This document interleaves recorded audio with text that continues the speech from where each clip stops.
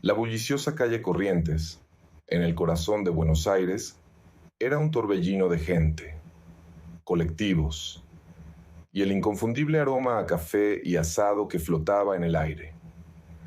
Entre la multitud, un hombre, con la gorra de un uniforme de barrendero calada hasta las cejas y el rostro ligeramente cubierto por una barba de unos días, observaba la escena.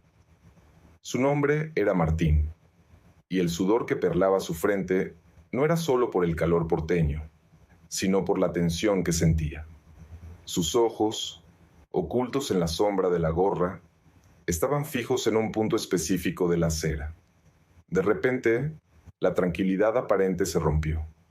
Una pareja de ancianos, cargados con bolsas de supermercado, tropezó con una baldosa suelta. El estruendo de las frutas y verduras rodando por el suelo, mezclado con un pequeño gemido de dolor, atrajo algunas miradas curiosas. Pero la mayoría de los transeúntes simplemente continuó su camino, inmersa en sus propios asuntos. Sin embargo, Martín no era un transeúnte común, y la escena que presenciaba era mucho más que un simple accidente. Desde la esquina, vio a su prometida, Sofía, acercarse. Iba del brazo de una amiga, ambas riendo y charlando animadamente, ajenas al pequeño drama que se desarrollaba a pocos metros. Martín sintió un nudo en el estómago. Este era el momento, la prueba, y lo que vio a continuación, aunque anticipado, fue un golpe directo al corazón. Sofía y su amiga se detuvieron brevemente. Sus risas se apagaron, pero no por preocupación, sino por una especie de burla apenas disimulada.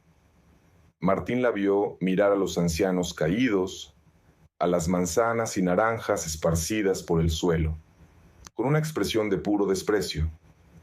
Sus labios se curvaron en una sonrisa irónica, y compartió una mirada cómplice con su amiga.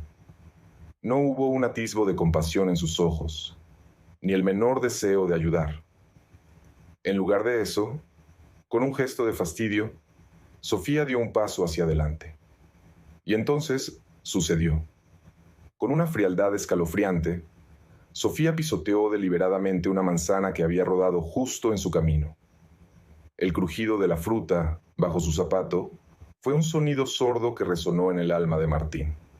Después, como si nada hubiera pasado, como si los ancianos y sus pertenencias no fueran más que obstáculos molestos en su camino, continuó caminando, riendo de nuevo con su amiga, alejándose de la escena con una indiferencia que helaba la sangre. Martín la observó, inmóvil, desde su disfraz de barrendero.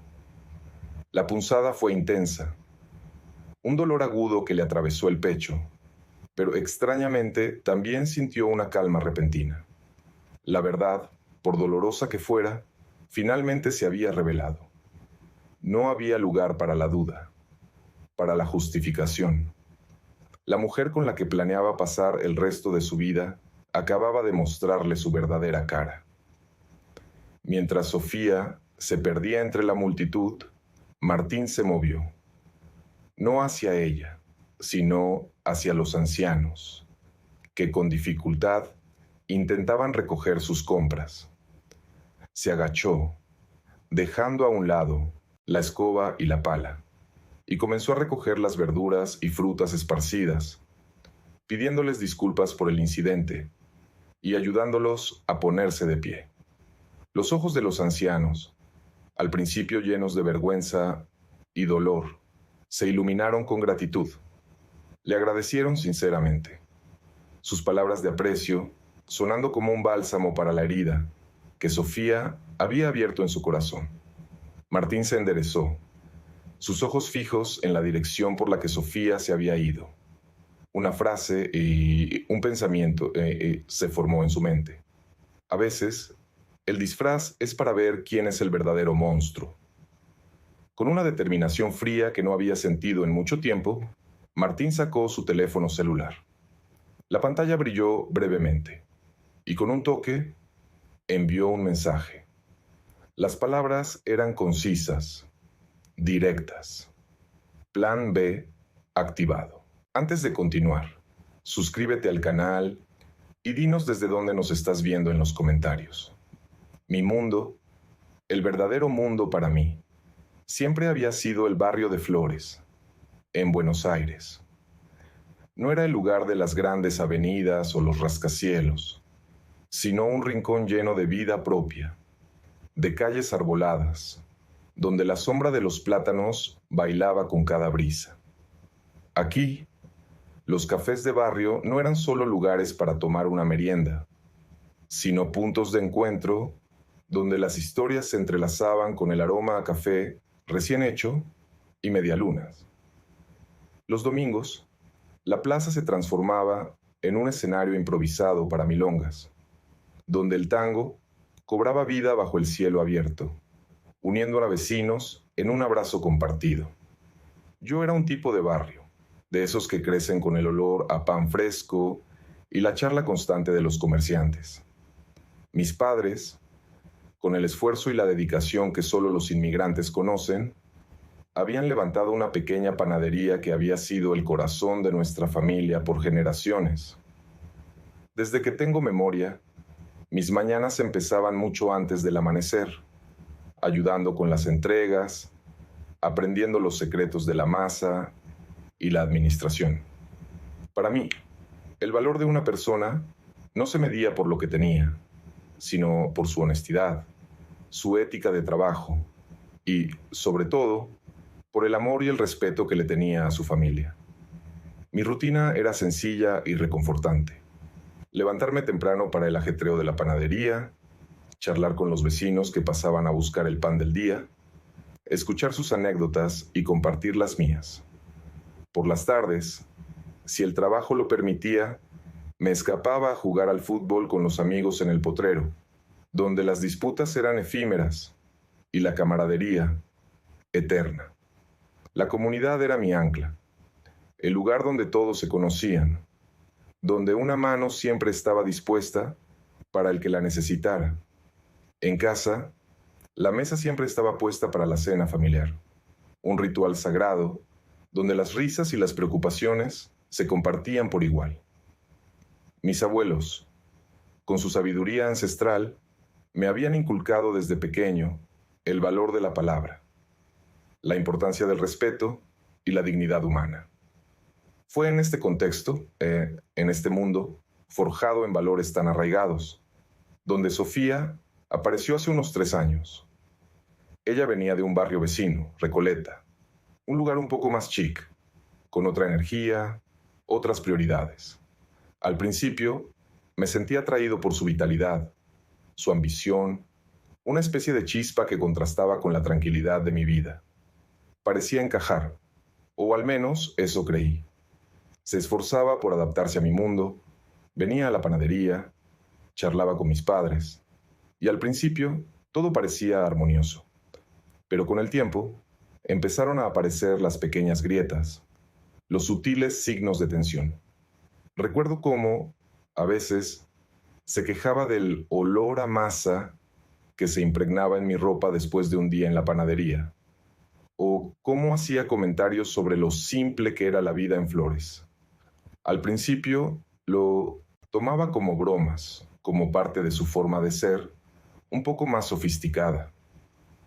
Pero con el paso de los meses, esas bromas empezaron a picar, a dejar una sensación incómoda. Ella siempre quería ir a lugares caros, restaurantes de moda, tiendas de marca que estaban muy por encima de mis posibilidades económicas. Yo me esforzaba, hacía horas extras, pero siempre sentía que nunca era suficiente. Empecé a notar una brecha, no solo económica, sino de valores. Un abismo que se hacía cada vez más profundo entre su mundo y el mío. Las grietas que Sofía había comenzado a mostrar se hicieron cada vez más grandes, revelando episodios que, en retrospectiva, eran señales claras de su verdadera esencia. Recuerdo una cena familiar, un evento que para mí siempre fue sagrado, lleno de risas y el calor de la unión. Mi abuela, con su vestido de domingo, que para ella era el colmo de la elegancia, Hablaba animadamente. De repente, Sofía soltó un comentario despectivo sobre la ropa de mi abuela, murmurando que era anticuada y pasada de moda. La incomodidad se instaló en la mesa.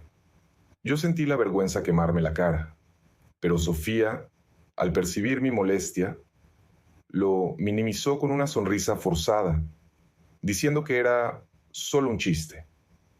Pero el chiste no le hizo gracia a nadie, y la mirada de dolor en los ojos de mi abuela fue un puñal para mí. Otro incidente que se grabó en mi memoria fue cuando le presenté a un amigo de la infancia, un tipo noble y trabajador que se ganaba la vida como taxista. Sofía apenas lo saludó, con una frialdad que no pasó desapercibida. Más tarde, me preguntó con un tono de desaprobación, ¿por qué me juntaba con gente así? Gente que, según ella, no tenía aspiraciones. Sus palabras me dolieron profundamente, no solo por mi amigo, sino porque sentí que estaba denigrando mis raíces, mi historia y a las personas que formaban parte de mi vida. Las promesas rotas también se convirtieron en un patrón. Habíamos soñado con un viaje a la Patagonia, un lugar que yo anhelaba conocer desde niño. Empezamos a ahorrar con entusiasmo, depositando cada peso extra con la ilusión de ese paisaje majestuoso.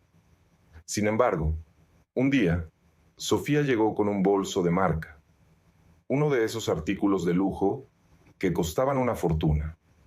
Había gastado una gran parte de nuestros ahorros sin consultarme, justificando la compra con un «lo necesitaba para mi imagen». Mi sueño de la Patagonia se desvaneció, reemplazado por un objeto que para mí no tenía ningún valor real. Otro fin de semana, mis padres necesitaban un descanso de la panadería, y Sofía se había ofrecido a ayudar. Había prometido que estaría allí para echar una mano, para que ellos pudieran disfrutar de un merecido respiro. Pero a último momento canceló, argumentando que tenía un evento importante con sus amigas al que no podía faltar.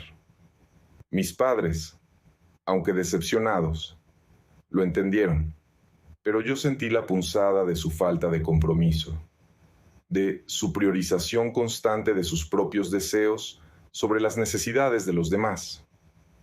Sus comportamientos abusivos o negligentes se hicieron más evidentes con el tiempo.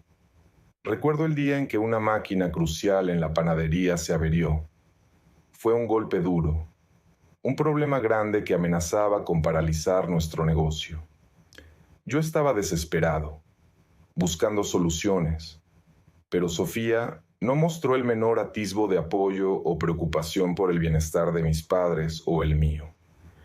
Su primera y única pregunta fue si eso afectaría nuestra capacidad para pagar el alquiler de nuestro futuro apartamento juntos. Su egoísmo me dejó helado. Además, ella siempre priorizaba sus planes y sus amigos.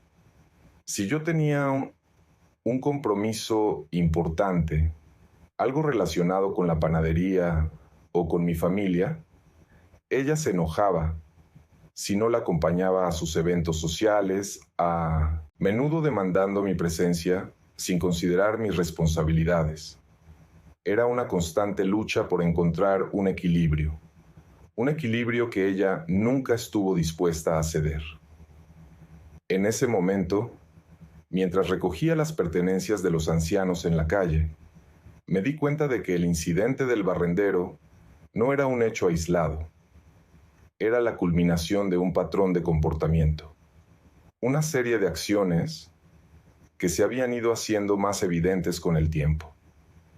Yo siempre la había justificado, había buscado excusas para su actitud, había intentado defenderla de mis propias dudas, pero ya no podía más.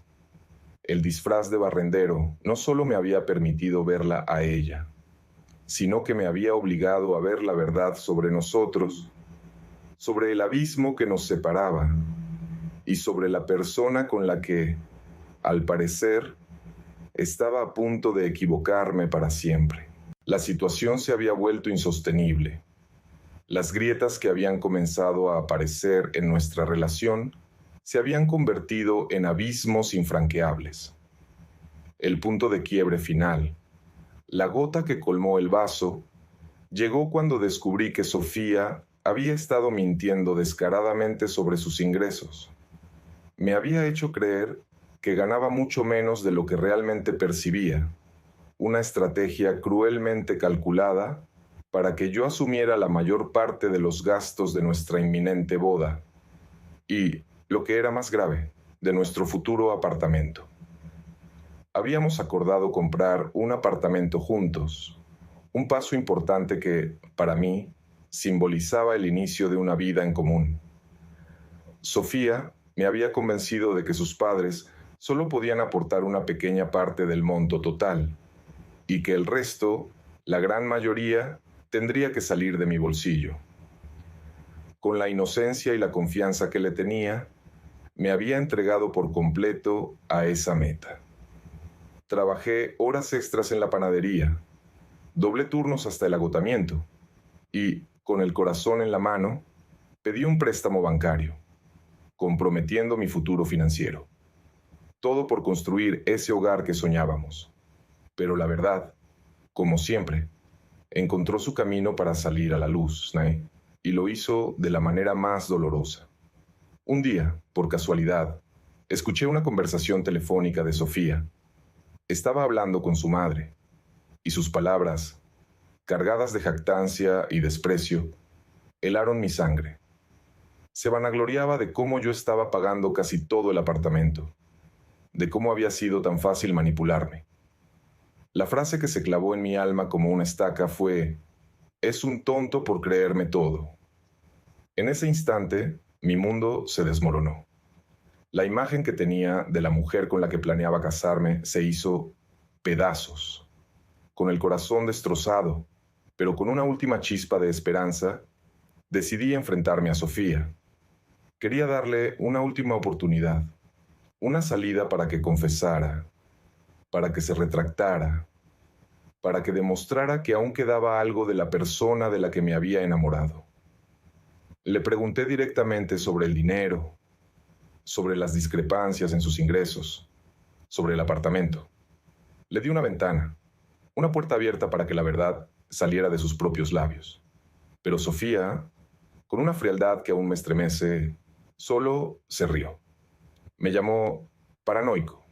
Me acusó de estar imaginando cosas, y me dijo que mi mente me estaba jugando una mala pasada. Con un descaro que rayaba en la crueldad, me acusó de no confiar en ella, de ser demasiado básico para entender sus finanzas, como si mi origen humilde me impidiera comprender la complejidad de sus supuestos manejos económicos. Intentó girar la tortilla, hacerme sentir culpable por dudar de ella, por cuestionar su integridad. En ese preciso momento, la venda se cayó de mis ojos de forma definitiva. La persona con la que planeaba pasar el resto de mi vida, la mujer a la que le había confiado mis sueños y mis ahorros, no existía. Era una ilusión, una fachada cuidadosamente construida para manipularme. La frustración y el dolor se transformaron en una determinación fría y cortante. Una voz dentro de mí, una voz que había ignorado durante demasiado tiempo, me dijo que no podía, bajo ninguna circunstancia, casarme con alguien así. Decidí que no solo no me casaría con ella, sino que ella debía enfrentar las consecuencias de sus acciones, que su verdadera naturaleza debía ser expuesta. No por venganza, sino por justicia y por mi propia dignidad. Martín, con el corazón roto por las revelaciones y la mente ahora despejada de cualquier ilusión, comenzó a planificar meticulosamente su prueba. No era venganza lo que buscaba, sino una forma innegable de que Sofía se revelara a sí misma, no solo ante él, sino ante el mundo, y de que él pudiera salir de esa relación con la frente en alto y la dignidad intacta. La idea de un confrontamiento directo ya no le parecía suficiente. Sofía era una maestra de la manipulación, capaz de tergiversar cualquier argumento. Necesitaba algo que hablara por sí solo, algo que ella no pudiera negar. Sabía que Sofía era materialista y superficial hasta la médula. Su vanidad y su desprecio por aquellos a quienes consideraba inferiores eran sus rasgos más prominentes. Decidió que usaría precisamente esas debilidades en su contra. La imagen, el estatus social, la percepción de los demás. Esas eran las armas que ella blandía. Y esas serían las que él usaría para desenmascararla. Fue entonces cuando se le ocurrió la idea del barrendero. Un trabajo que Sofía, en sus comentarios despectivos y sus risas burlonas, había despreciado abiertamente en más de una ocasión. Gente que no tiene aspiraciones, había dicho una vez, refiriéndose a los trabajadores de servicios municipales. Martín quería ver cómo reaccionaría ella ante alguien que percibía como inferior, especialmente si esa persona era, sin que ella lo supiera, él mismo. Quería confrontarla con la imagen que ella tanto denostaba. Quería obligarla a interactuar con lo que ella consideraba lo más bajo de la sociedad y ver si en algún rincón de su ser habitaba un ápice de humanidad. Los detalles del disfraz fueron cuidadosamente orquestados. Contactó a un amigo de la infancia, un tipo leal que trabajaba en la municipalidad, y le pidió prestado un uniforme auténtico de barrendero. Nada de disfraces de tienda. Necesitaba que fuera lo más real posible. La gorra era crucial. Debía cubrirle bien la cara, ocultando sus rasgos familiares. Además, se dejó crecer un poco la barba en las semanas previas. Un cambio sutil que, combinado con la gorra y la ropa de trabajo, lo haría irreconocible para Sofía, quien solo lo conocía impecable y bien afeitado.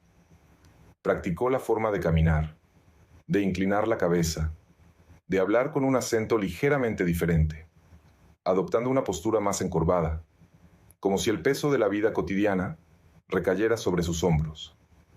Quería ser una sombra, un fantasma en el paisaje urbano, hasta el momento justo.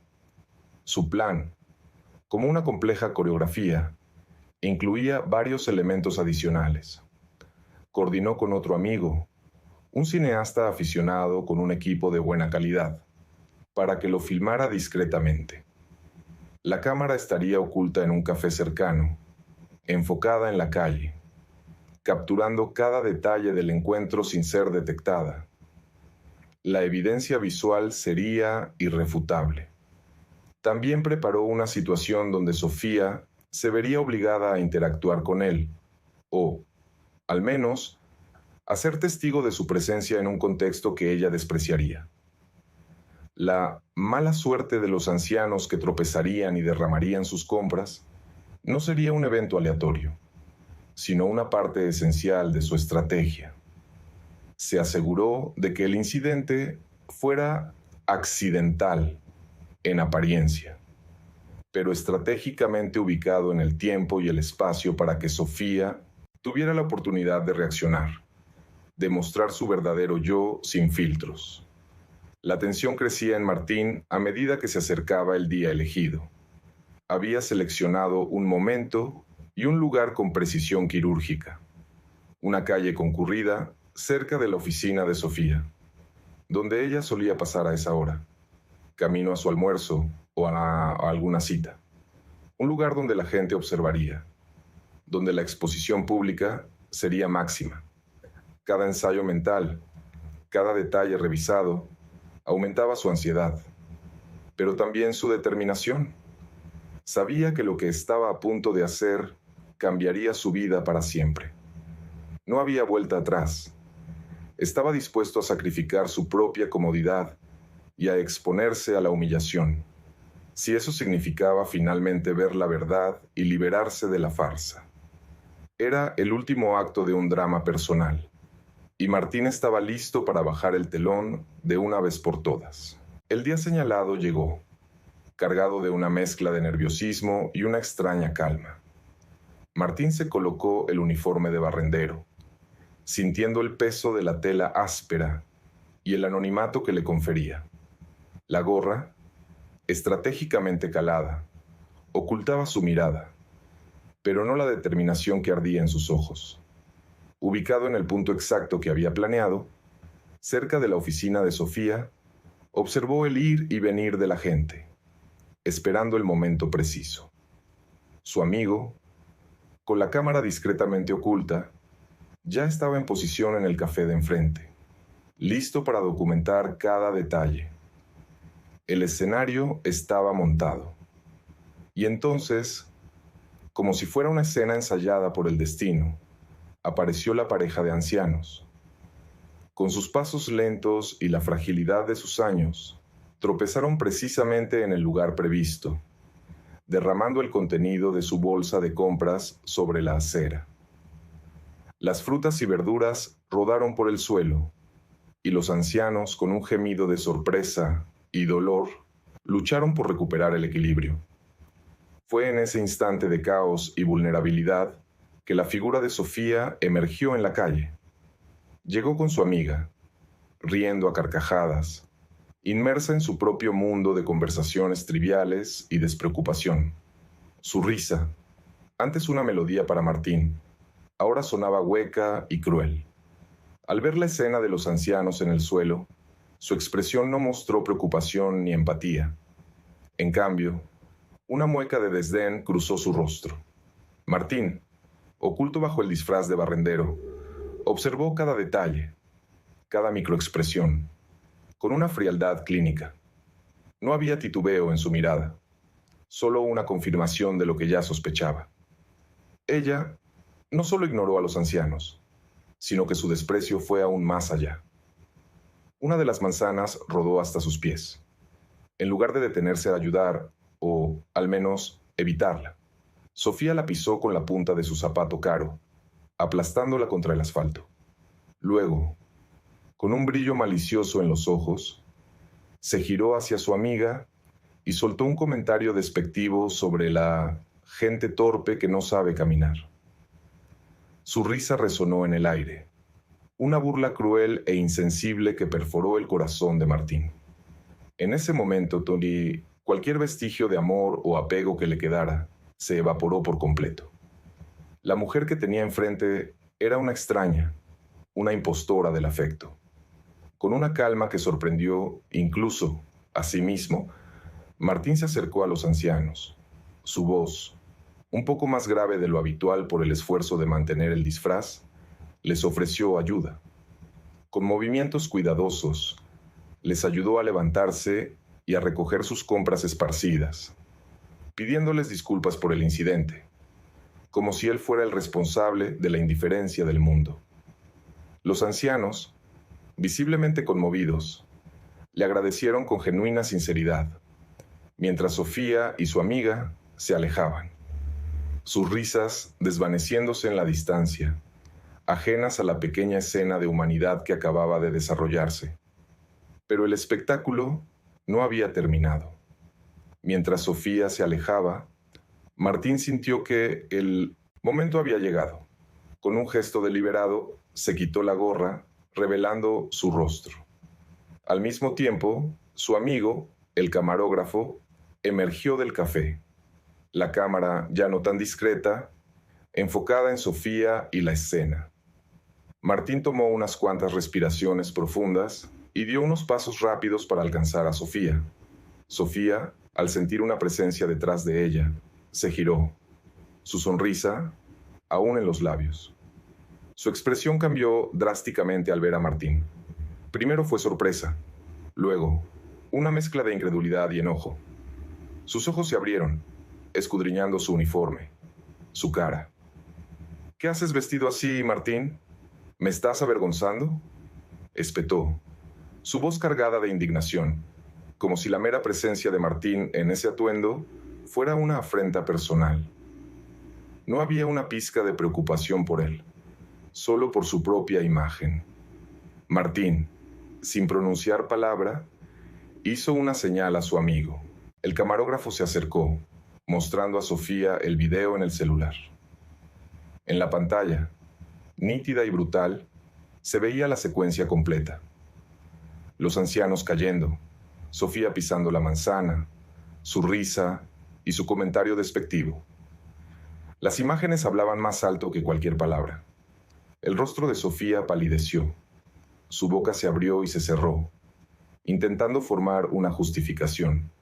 Fue entonces cuando Martín, con una voz firme y resonante que no admitía réplica, le dijo: «No te avergüenzo yo, Sofía. Te avergüenzas tú misma. No me caso con alguien que ignora a los demás con tanta crueldad, con alguien que pisotea la dignidad humana por diversión». Sofía, con los ojos llenos de pánico, intentó justificarse, gritar, pero las palabras de Martín eran claras, y el video hablaba por sí mismo, una evidencia irrefutable de su verdadera naturaleza. La gente alrededor, al percibir la conmoción, empezó a mirar. Murmullos de desaprobación comenzaron a surgir. La máscara de Sofía se había caído por completo, revelando la persona fría y despiadada que había estado ocultando. Martín, sin esperar respuesta, se dio la vuelta. Había dicho lo que tenía que decir. La prueba había concluido. Su mirada se encontró con la de los ancianos que, aún un poco aturdidos, observaban la escena. Se acercó a ellos, sacó unos billetes de su bolsillo y se los entregó, diciéndoles: «Por favor, para que repongan sus compras». Luego, con la cabeza alta, se alejó, dejando a Sofía plantada en medio de la calle, humillada y expuesta a la mirada de los transeúntes. El telón había caído sobre su relación, y Martín sentía, por primera vez en mucho tiempo, una punzada de libertad. La noticia del incidente se corrió como reguero de pólvora, no solo por el barrio, sino también en los círculos sociales de Sofía. En la era de los teléfonos inteligentes y las redes sociales, un video como el que su amigo había grabado no tardó en volverse viral, aunque fuera en un círculo más íntimo al principio. La imagen de Sofía, riendo con desprecio y pisoteando una manzana mientras unos ancianos luchaban en el suelo, se convirtió en una mancha indeleble en su reputación cuidadosamente construida. Perdió la credibilidad entre sus amigos, que antes la admiraban por su aparente éxito y su estilo de vida. Aquellos que antes la defendían o ignoraban sus comentarios despectivos, ahora veían la verdad con sus propios ojos. Su fachada de mujer exitosa y sofisticada se desmoronó estrepitosamente, revelando la crueldad y la superficialidad que Martín ya conocía. Sofía, en un intento desesperado por recuperar lo perdido, intentó contactar a Martín. Llamadas, mensajes de texto, correos electrónicos. Su teléfono no dejaba de sonar, pero Martín no le respondió. Había cerrado ese capítulo de su vida. Las llamadas no eran para disculparse sinceramente, sino para manipular, para intentar reconstruir su imagen, para culparlo a él por su humillación pública. Él lo sabía, y su paz interior era más valiosa que cualquier confrontación adicional. Ella había tenido su oportunidad de mostrar humanidad, y había fallado estrepitosamente. Martín, por su parte, regresó a la panadería, a su vida en Flores. El alivio que sentía era inmenso, como si un peso enorme se hubiera quitado de sus hombros. Sus padres, al enterarse de la verdad, lo apoyaron incondicionalmente.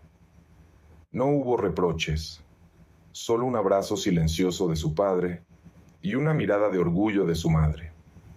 Sus amigos, esos con los que jugaba al fútbol en el potrero y compartía mates, lo recibieron con la solidaridad inquebrantable que solo la amistad verdadera puede ofrecer. No necesitó dar muchas explicaciones. Ellos, que conocían a Martín y los valores de su familia, entendieron que él había hecho lo correcto. Sentía un peso menos en el alma, una ligereza que no había experimentado en años. Sabía que había tomado la decisión correcta. no solo por él, sino por el respeto a sí mismo y a lo que consideraba justo. Con el corazón sanando y la mente clara, Martín se enfocó en su negocio, en los valores que le habían inculcado sus padres y abuelos. El dinero que había ahorrado con tanto esfuerzo para el apartamento, ese mismo dinero que Sofía había intentado manipular, lo invirtió en la panadería familiar. Modernizó la maquinaria, amplió el local e incluso abrió una pequeña sección de cafetería que rápidamente se convirtió en un punto de encuentro para los vecinos. El negocio floreció, reflejando el trabajo duro y la honestidad de Martín y su familia. La vida, como siempre, encontró su camino. Unos meses después, en una de las milongas improvisadas en la Plaza de Flores, conoció a alguien nuevo. Su nombre era Ana. Era una maestra de escuela, con una risa contagiosa y una mirada amable. Compartía sus valores de comunidad, de respeto por los demás, de la belleza en la sencillez de la vida. No le importaba el dinero o el estatus. Valoraba la autenticidad y la bondad. Con Ana, Martín no necesitaba disfraces ni pruebas. Con ella, podía ser el mismo, el hombre de flores, el panadero, el amigo, el hijo. Ella lo respetaba por quien era y valoraba la calidez de su familia y la honestidad de su corazón. Juntos, encontraron una felicidad tranquila y genuina, construida sobre cimientos de respeto mutuo y valores compartidos. Martín reflexionó a menudo sobre la experiencia con Sofía. Aprendió que el verdadero valor de una persona no está en sus posesiones materiales, en el brillo de sus joyas o en el estatus social que aparenta tener. No está en la marca de su bolso ni en la dirección de su apartamento. El verdadero valor reside en su humanidad, en la empatía que muestra hacia los demás, en la forma en que trata a aquellos que considera inferiores, en la bondad de su corazón y en la integridad de sus acciones. Las pruebas más difíciles, aunque dolorosas en el momento, son a menudo las que nos enseñan las lecciones más importantes y nos revelan la verdadera naturaleza de las personas. Y así, la vida de Martín, el barrendero por un día, continuó. Había encontrado su camino, no a través de la riqueza o la fama, sino a través de la autenticidad y la compasión. Porque a veces, las pruebas más difíciles nos enseñan las lecciones más importantes. Y a veces, un barrendero puede ver mucho más allá de lo que los ojos quieren ver.